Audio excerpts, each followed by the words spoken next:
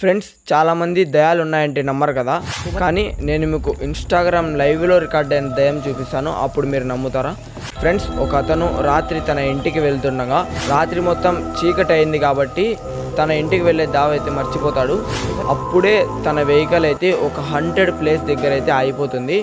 అప్పుడు తను భయంతో ధైర్యం కోసం ఇన్స్టాగ్రామ్ లైవ్ అయితే ఆన్ చేసుకుంటాడు. ఆ లైవ్లో ఒక భయంకరమైన సంఘటన అయితే రికార్డ్ అయింది. ఆ భయంకరమైన సంఘటన ఏంటో మీరే చూడండి.